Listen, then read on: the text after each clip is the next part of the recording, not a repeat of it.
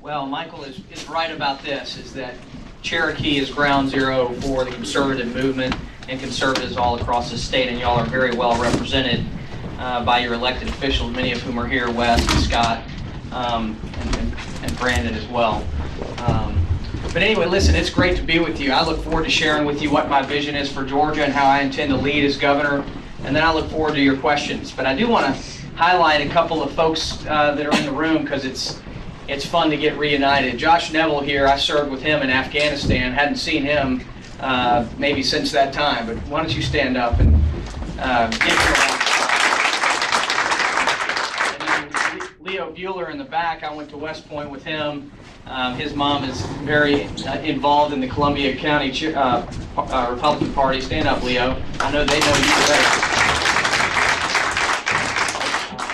better. It's good to see old friends and folks that we served with and sweat with. But I'm Hunter Hill. I'm a lifelong Georgian. I grew up in Georgia my whole life. Got a chance to go to West Point to play football, and I chose to be an infantry officer after graduating, which brought me down to beautiful Fort Benning, Georgia, where I learned to jump out of airplanes and became an airborne ranger, and then led 5 different teams on 3 combat tours in Iraq and Afghanistan. I've been in the real estate business. I'm married to my beautiful wife, Shannon, who's not here with us, but we have 2 wonderful children who go to our local public school. And I've been running a coaching company. We coach entrepreneurs and executives, help them reach their full potential in our coaching business. But I've also been a state senator for 5 years.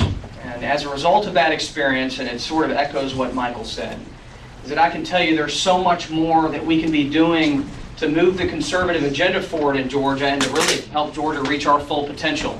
But it's not going to happen unless we elect a true conservative leader to be our next governor.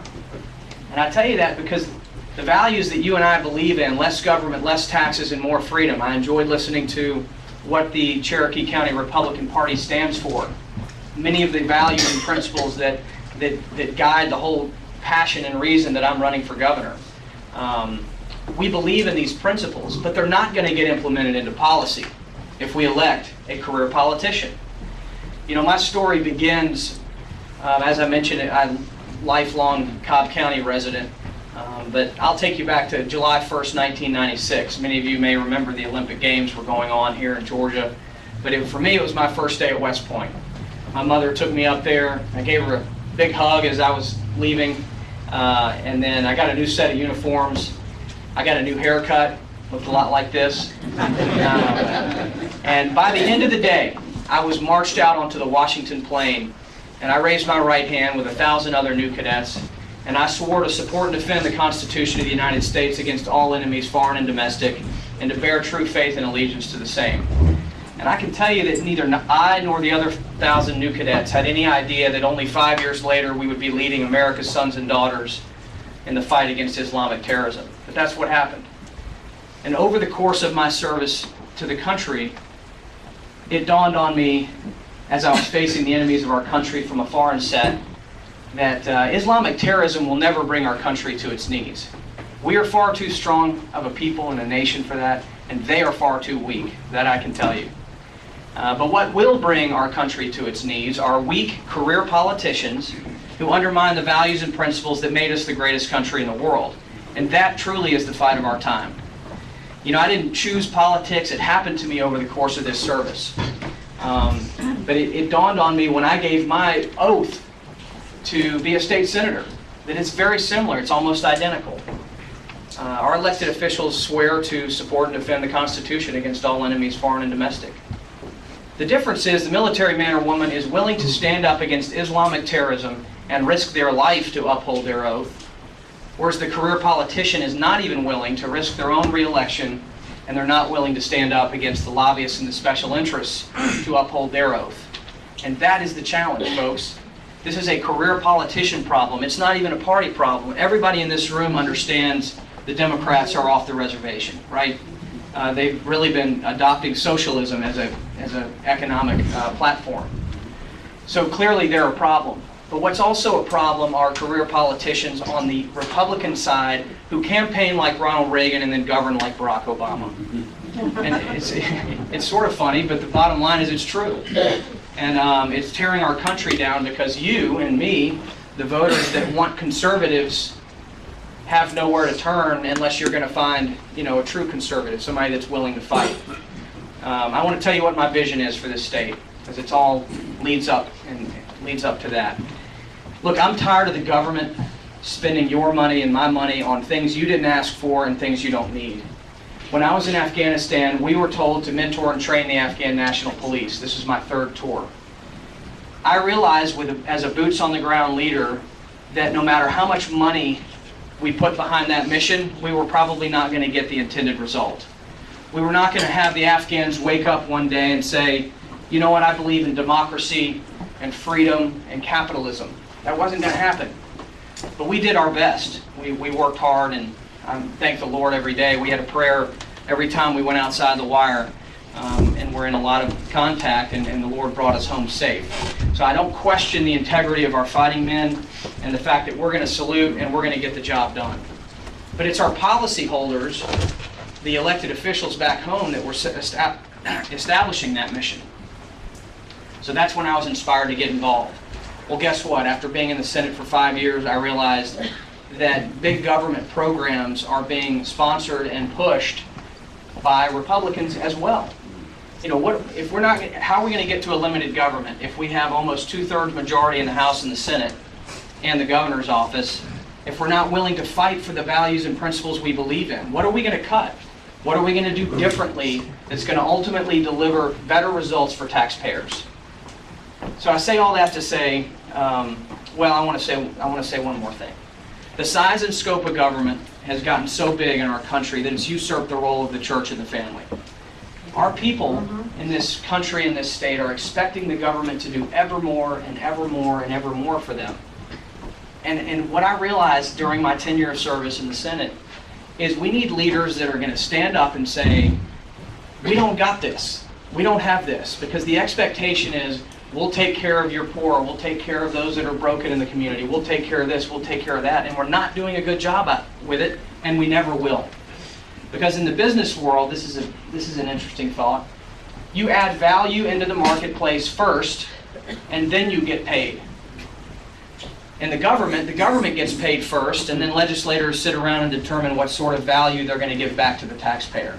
And that reverse construct makes government very bad at delivering value. So what we need to do is and this is why our founders fought to implement a limited government. They knew that the government can do a few things well, and everything else should be left to the private sector. And the private sector is also ministries and nonprofits. That's the free market of ideas. People that have passion about something the Lord put on their heart. And so, all that to say, I want to, number one, implement a more limited and focused government that delivers results for taxpayers. That's my first job as governor. Number two, I want to eliminate the Georgia state income tax. When you look at economic development and how capital moves from state to state or city to city, capital goes to where it is treated well. And we are competing against other southeastern states for economic development, capital, and job growth. Well, so instead of the government going out and buying industry to come here with your tax dollars, why don't we create a fair marketplace where businesses can compete and win, and the government's in the background?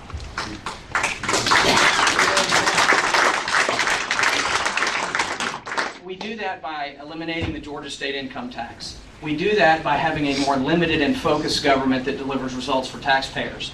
I will tell you on transportation.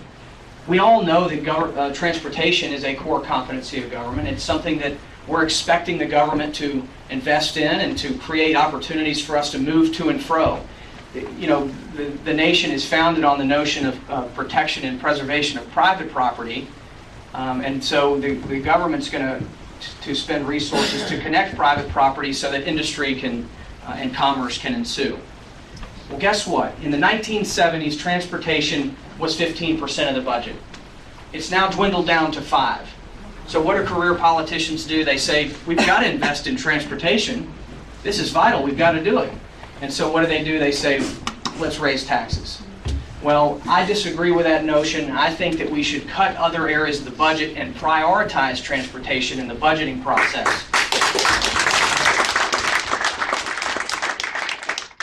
And then, so after after making those large investments in transportation to get us back to where we need, because again, I think we're 40 years behind. For 40 years, career politicians have been underinvesting in transportation. And the knee-jerk reaction cannot be that the only way to solve this problem is through increased taxation. So we need conservatives that are going to make the hard choices and figure out, that's what you elect conservatives to do is to make the hard choices of budgeting and choosing how to invest those resources in high return activities. Finally, I think businesses are looking at, before they're going to move here and invest money here, do you have a workforce that's ready, willing, and able to take on the jobs that we have to offer? I do support what's going on with technical colleges and want to continue that. But it's K-12 education that we have fallen behind, so far behind in our country. And I don't want to continue with the government-centric approaches. You know, I think our teachers and our principals are doing yeoman's work trying to do the best they can with the burdensome regulations that the state and the federal government's putting on them. But I truly believe that the only way to elevate K-12 is to empower families with the resources we're already spending on K-12 and let them have more choices and options. This is the economic principle of competition. So this is how we get Georgia to reach its full potential, is by having a more limited government. We have lower taxes and more freedom. So let's implement our values into policy and watch how results will increase for our taxpayers. And that's my goal, that's my vision for this state. You know, I want to tell you as well a little bit, and let me give you one example of what I'm proud of. Raise your hand if you're proud of President Trump. Yes. All right, whole room. I am too, and I'll tell you why. Look at illegal immigration in our country. It's breaking our country down because it's an indication of thousands of things, really, that are wrong with government. We talk about no sanctuary cities, and I absolutely believe in no sanctuary cities. If there were a city or county that were to claim itself a sanctuary city, it wouldn't receive a nickel of funding from my administration. That's a fact. But even more, as I've backed up and observed this, career politicians have created illegal immigration, right? I just came down this road and saw an entire gas station full of people that were ready and willing to work. Okay, did y'all see that? Yeah. I bet not one of them is a legal citizen. Are they wrong or are we wrong? And let me explain what I'm saying. When you pay your citizens to do nothing, you create a demand in the lower level aspects of the economy that's going to make people want to do jobs that Americans aren't willing to do. I want to see Americans fighting to work that hard, but they're not going to so long as we keep paying our own citizens to do nothing. So it's welfare. Welfare programs actually create that demand for people that aren't here to come and do the work that we as people want done. We still want our lawns mowed. We want our kitchens cleaned. We want these things that typically illegal immigrants are coming in and filling that void. We've got to tackle the government programs that are causing this. So it's not just about no sanctuary cities, which I absolutely agree with. We have to unwind what's broken about the size and scope of government. It's coming back to a limited government. Let me tell you about my values, because every decision that comes across my desk is not going to be covered in a campaign season. I mean, I told you what my economic development vision is, what my vision is on taxes and education, and how I want to double our investment in transportation without raising taxes. But there's a lot more. So I want to tell you how I filter decisions, how I raise my family, and it's really two things. This is as a husband and a father, and as a business person. Am I getting cut here? Y'all pulling on me? Can y'all still hear me? I can just talk loud. But the bottom line is this. Two things that sort of undergird how I make decisions, especially as governor. Number one is my faith in the Lord Jesus Christ. I gave my life to the Lord in the 8th grade, and the scriptures of the Old and New Testament inform who I am. And it's everything about how Shannon and I raise our kids and the decisions that I make, including standing up here in front of you and running for governor. Number two, it's the founding principles of our country. The Declaration of Independence, the Constitution of the United States. Again, I want to talk about our founders. They risked everything they had to fight for this country and to establish it. And they risked their blood, their treasure, and their community. The reason that they did it is really for three things. They said, we want to have a limited government that's going to deliver results for people. And the bottom line is they wanted to protect three things: life, liberty, and the pursuit of happiness. So as a Christian, I believe life begins at conception. So any bill that were to cross my desk, that were to move the protection of the innocent life of the unborn closer to conception, I would sign that bill.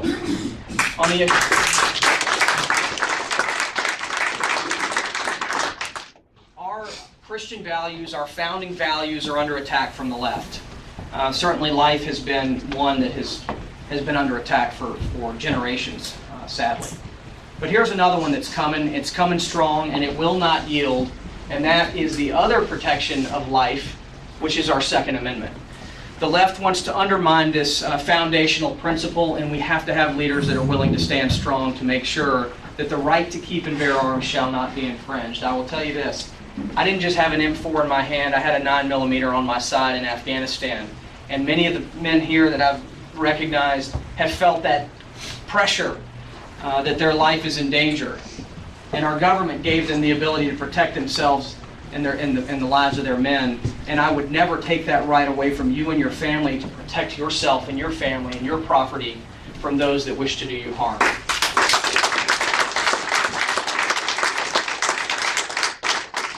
Final thing that I believe is very much under attack in our country is our religious liberty.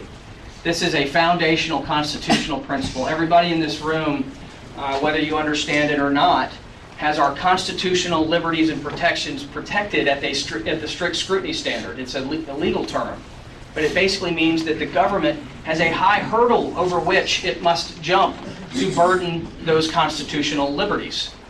And only religious liberty, out of all of them, has been downgraded to the reasonable standard. It makes it much easier for the government to burden your constitutionally protected religious liberty in this case. So what conservatives have been fighting for, like Sam Teasley and Scott Turner and Wes and Michael, is the opportunity for this to be restored.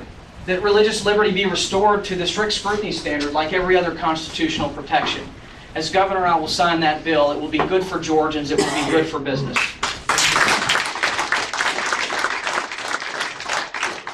And finally, as I close, I just want to tell you what I think is at stake. Again, I alluded earlier, what is the point of y'all coming in here on Saturday and fighting for what you believe in if we have these majorities and we're not able to get these values and principles implemented into policy? You know, I'm running against career politicians. I'm running against other people that are fine people. But the question is not how good a people they are. The question is are they willing to fight for the values and principles that we believe in and that have really yet to have had their full day in the sun. Ever since the Great Society, liberal policies have been the order of the day. Our nation has shifted left. The only way to restore the founding values and principles of our country are to have people that are willing to fight for them and have the knowledge to articulate them. So the differentiator for me, the reason that I have confidence to stand up here and ask you for your support as governor, is two things. Number one, I have a truly conservative governing philosophy. And I have the leadership experience to get those values and principles, that governing philosophy, implemented into policy. It's one thing to talk about it on a campaign. It's another thing to get it done. I can't do it alone. I'm going to need good conservatives and strong conservatives in the House and the Senate to get these ideas implemented. But leadership to me is about one thing: moving a diverse group of people towards a common goal. It's about communication. It's about character. It's about competence. It's about so many things. We could talk for hours about leadership. But you got to have those two things: a conservative governing philosophy. In other words, I actually believe in the things that I'm saying to you, and I have the leadership experience to get these ideas implemented into policy. And it's because I've gotten to lead in business. I've gotten to lead in combat, and I have spent 5 years in the state Senate. I understand the process, and I understand how to move legislation through. I have great relationships with the conservatives in our bodies. So this is a unique time. We're not going to have forever to implement these values and principles. We really don't. Now's the time. People talk about Georgia turning purple and blue. Yes, we want to stop it, but until we lead and prove to people that our belief set delivers more results for them than the alternative, we're not going to win the argument. So give us a chance to win, not just win the election, but win the argument, implement these values and principles into policy. That's what I will do as governor, and I would be very grateful for your support. Thank you very much.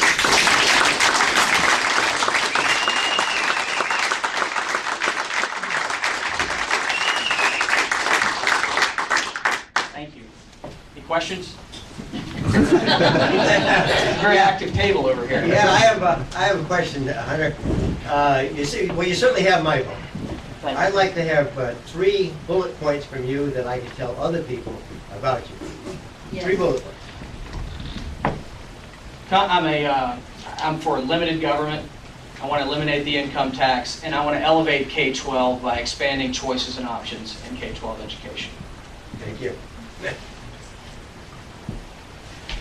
At the end of 2016 session, on sine die, HB 170 was passed, which imposed a hotel motel tax on everybody, which was terrible. It still is.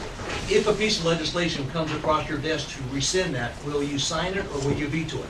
I've asked all the other gubernatorial candidates, so I'm not just, everybody's been asked the same question. In that vacuum of the specificity with which you've asked it, I would, if they're going to repeal the tax, I would sign it. Okay, but here's the point. Here's the larger point. I want to eliminate the income tax in Georgia. And the reason that I do is that I believe that you want to tax capital and investment and income as little as possible, so that when capital is treated well, it'll come to our state. And if it's not, it will leave our state. We're bordered with 2 states that don't have an income tax. So part of that process is looking at all of the taxes that we have on the books to get us to a 0% income tax. So I don't know what that mix is going to look like, but here's the philosophy I'm going to bring to the argument. I want to tax consumption rather than income. The income tax only taxes honest Georgians, whereas a consumption tax leverages the vast amount of visitors that we have here, illegal immigrants for sure, and then also folks in the underground economy, because they're not reporting their income. So by having a broad-based consumption tax, you're able to keep your rates lower and still bring in revenues to the state, because the income tax currently brings in 47% of the income to the state. So you can't just eliminate it without any replacement. Obviously, I want to have a limited government. I want to cut our budgets, but we're going to have to replace some of that income, and I want to do so with a consumption tax. And we need to look at all the taxes that are on the books to get to 0. And so that's why I gave you that longer answer, is because it's got to be a tax reform plan. Yes, sir. Based upon what I just heard, would it be safe to say that you would support a fair tax for the state of Georgia? I would, and the only reason I don't say I want it to be a fair tax is there are some other challenges that the fair tax brings to a state versus a nation. For example, as you know, the fair tax exempts business inputs and puts all of the final amount to the end consumer, which is something that I very much support.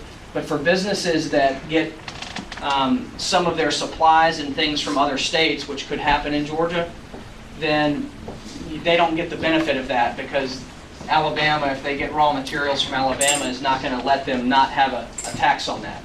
It's kind of complex, but I hope that makes sense.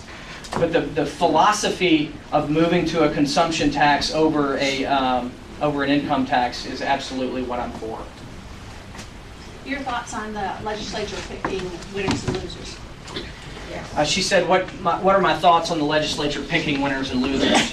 When I talk about having a more limited and focused government that delivers results for taxpayers and eliminating the income tax in the process, you're reducing the strength and influence of the government in picking winners and losers. Because I believe, look, it'd be fine if Amazon came here. I'd be glad for that to happen. I don't want to go out and buy them. I don't want to give away the farm to bring them here.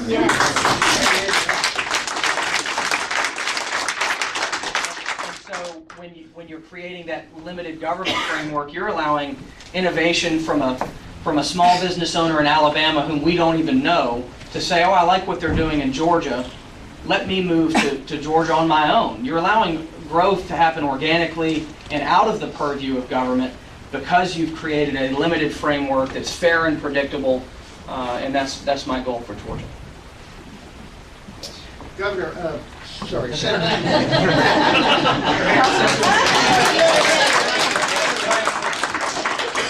Senator, I understand that a major part of the state budget is a function of federal mandates. Could you discuss how you would, if you would, fight federal mandates, particularly for those that impose requirements that are anathema to the principles we share? You know, one of the things, again, I'm proud of those two gentlemen on the wall over here, is they share our philosophy. I believe that Donald Trump and Mike Pence and team will be willing to take innovative ideas from governors. Because I believe this, everybody in this room and 85% of this country wants to help people. We all want to see people go from broken to repaired, good to great, and move up and reach their full potential. It's just we all know that using the government to do so doesn't deliver results. Ministries and nonprofits deliver results in the areas of life change. The government does not. We're terrible at it. And so when I would make an argument to the federal government on Medicaid reform, on food stamp reform, on welfare reform, with all of those goals being let's spend less money, let's implement free market principles and personal responsibility, because we love people, because we care about them and we want them to reach their full potential, I think that's an argument that they would help us work through so that Georgia can be a test case for how limited government actually delivers results for taxpayers. And so the shorter answer is yes, I will fight, yes, I will coordinate, yes, we will work with them every day with that fight in mind, that I want to do less in welfare, I want to do less in food stamps, and I want to reform Medicaid in a meaningful way that lowers costs and delivers higher health outcomes. Thank you. If given the opportunity to become our governor, what about the job would excite you each morning? What about the job? The challenge of implementing our values into policy. I mean, it's going to be tough. Let's face it. The values and principles that I'm sharing are very congruent, very well celebrated, and that's why we're doing well in this Republican primary. But how many horns do you think I'll have out of my head in a general election and in an environment where I am the elected governor? It's going to be a tough fight, but what's going to fire me up is having warriors standing alongside me that are sitting back there and in the General Assembly to fight the fight, because we are articulating a vision that actually elevates human beings rather than locking them down and preventing them from reaching their full potential. Yes, ma'am. Okay. So I have a teenager son, and my priority is on him. Uh-huh. And so my priority right now is school security. Okay. And you know, in Florida, you saw what happened and how quick the governor took action together with the politicians. But my question would be, for me, is very important. Thing I saw you saying 3 things, and I didn't see you mention about school security. Mm-hmm. And for me, it is very important. You know, the youth is our future. So we really needed to. I don't want to wait until this happened here, and a school being shot, and then we will start doing something. So I would wish really we do something right now. Yeah, and I support elevated school safety. I think that our methodology, our philosophy is currently broken, because when you tell weak and broken people that here is an area that is unsecured and a gun-free zone, you're basically attracting those weak and cowardly and broken people to that area. That's why we keep seeing these things. So gun-free zones don't work. We are going to have to probably make an investment. We're going to have to bring some capital to the table to elevate school safety. What I also want to do, and we voted for this in the General Assembly, local school boards, we sort of delegated it down to them, that if there is a person that is a concealed carry permit holder that's a teacher or a principal, the General Assembly allowed them to bring their weapon to school if the school board allowed them to. I think we need to look at making that a state law where they get to do that. In other words, the school cannot prevent. This is a volunteer situation. I don't want to tell a teacher who doesn't want to carry. That doesn't make sense to me. But a person who's already competent and excited to protect themselves and their family, why do we take away their Second Amendment in their workplace? I would prefer that we have teachers that are able to carry, keep that away from the criminals. We might need to have more security at the front door in terms of metal detectors and things of that sort. So anyway, these are conversations that need to happen, but we cannot continue going down the same road where we're absolutely not going to have guns on campus. We need to have armed people that know what they're doing in our schools. Cool.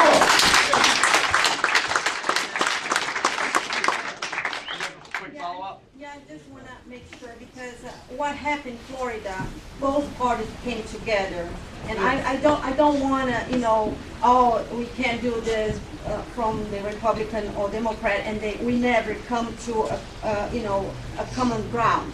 We really needed to do something together, Yeah. and whatever is needed, because it's safety for our children. And I totally agree, and I think I used school safety because I do think that's something that we can all agree on is a solution for a way forward. Gun control does not solve this problem, and I will tell you why I have a belief about that.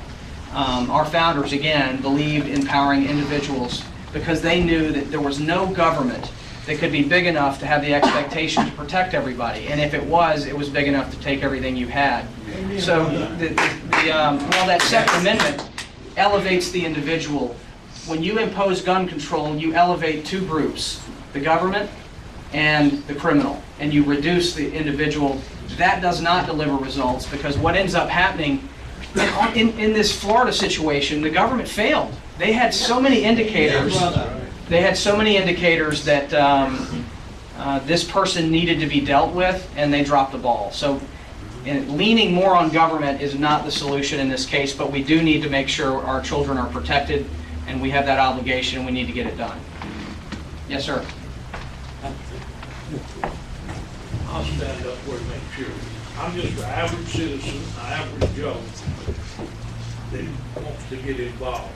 But I see problems within inside the Republican Party. We're not what we should be. We're straddling the fence on a lot of places where I don't know if that's to get elected or not. I want people that stands true to course where Republicans as be Republicans. I'm a Republican from the way back. You know what a real Republican is? It's somebody that talks like you're talking today, the values that you stand for. But we have Republicans in this country, I'm afraid on the state and local, seems like we're a little bit different here, maybe in Cherokee County, that don't agree. It's okay me and you disagree, but at the end results, when it comes down to it, we're all for one common cause. We serve the people of the United States of America. My whole commitment in life is serving other people. And I never run for office, won't be. But why can't we repair some of our problems along with this? Wouldn't we be better off in these elections if we stood together as Republicans like we should?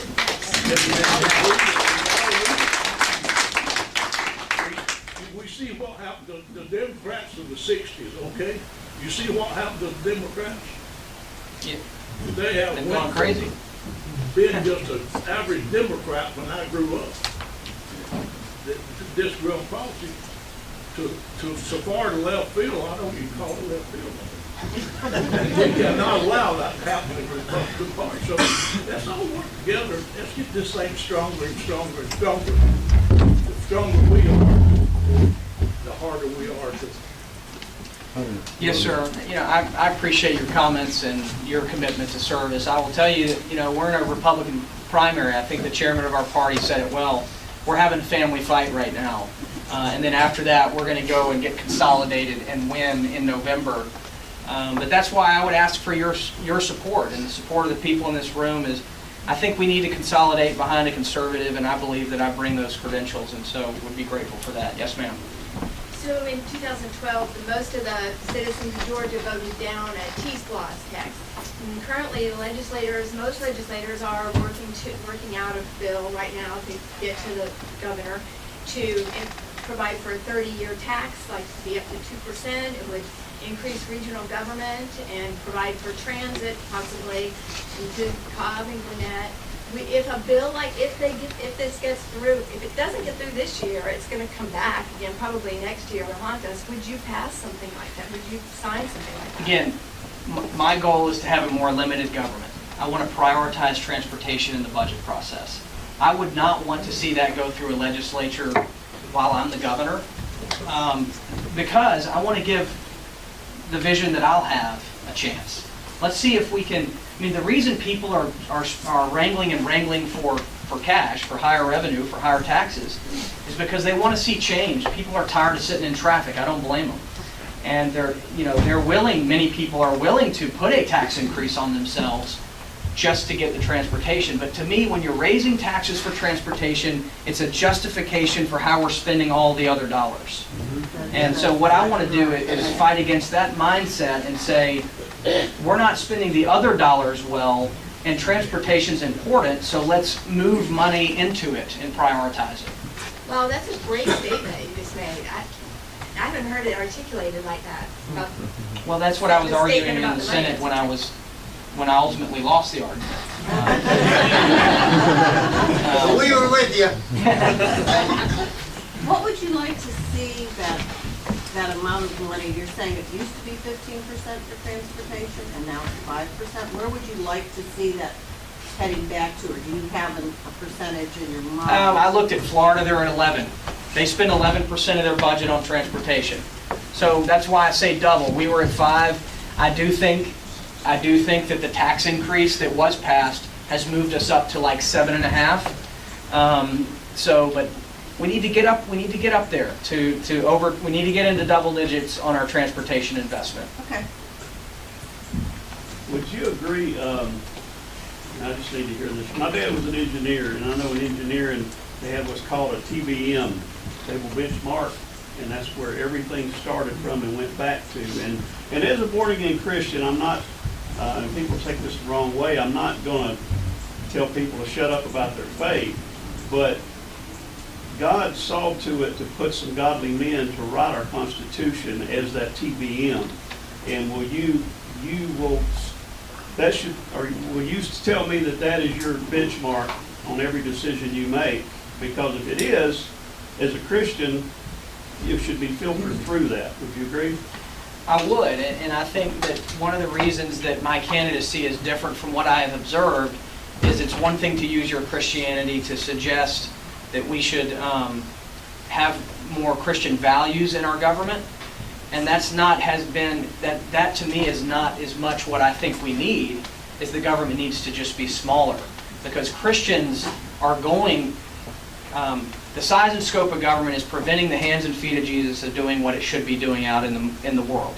I think when we are out there driving down the road, I believe that people see the broken man or woman and they keep driving now because they say, oh, the government will take care of that. Exactly. And I think that we need to have a smaller government so that when Christians drive by that person, they think, you know what, nobody's going to help that person but me. And so, the problem with getting there is, as a Christian, think about what the left's going to say when I try to move us in that direction, is that I hate people, that I want to hurt people. Right. When in fact all we want to do is lift them up. And I think that the government's lying to people by continuing to give them something for nothing. That's not how God made us. He gave us ingenuity and a spark of wanting to work and add value, and when we steal that from them, we actually hurt them. So. Cool.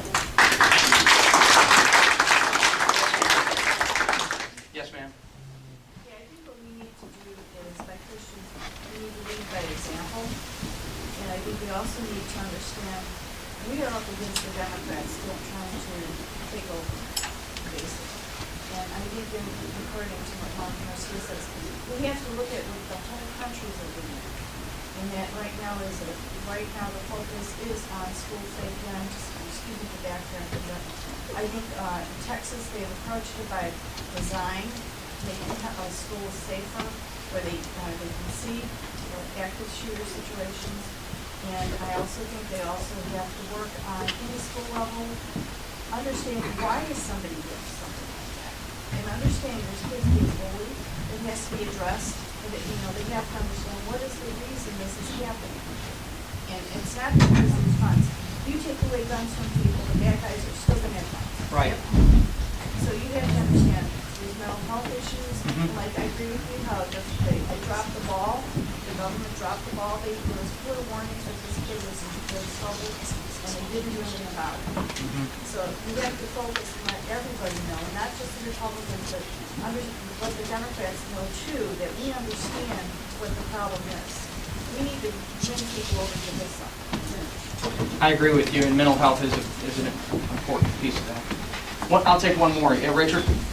I'll take two more. Upon realizing that you so prioritize precinct organization that you came and spoke to the Mountain Road Cherokee Republican Precinct dinner, and I really appreciate that.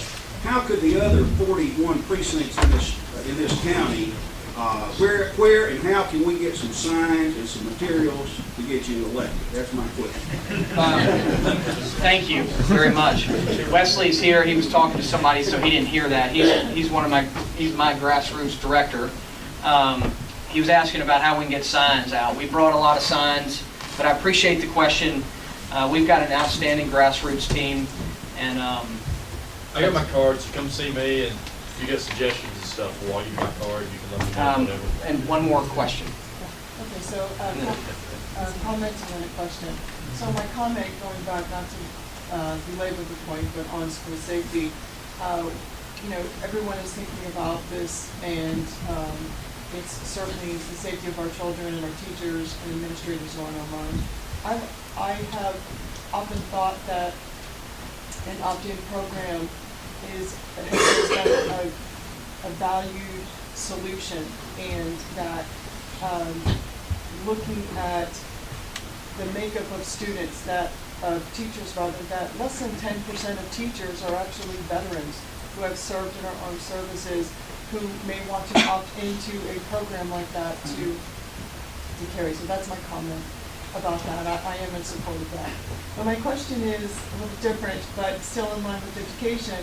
What are your thoughts to the industries that we have here in our state that are not being served by the technical college system or the university college system as it relates to, encouraging our students to graduate high school and get into a field that they're now certified or they're making money. In our state, we do have some programs that answer that, but not completely or in a robust way that our students deserve. So your thoughts? Well, and I mentioned that I like what we're doing on technical. I think we do need to do more. Just as a little statistic, 75% of the jobs that are available don't require a four-year degree. They require a technical skill.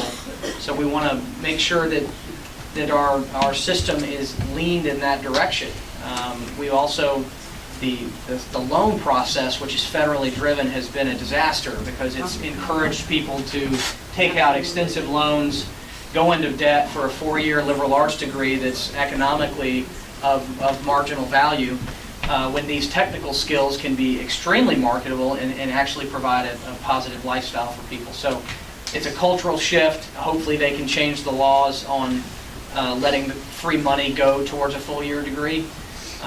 That's a federal change that will definitely need to occur, and I'll fight for that. And then just continue the work we're doing on technical college and having an advocate. Again, I think Governor Deal's done a good job on this, so just continuing the work he's doing on being an advocate and being a supporter of our technical schools.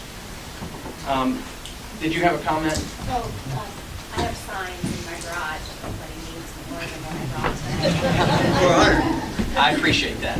Listen, I really appreciate y'all, and votehunterhill.com is my website if you want to learn more, but I appreciate your time.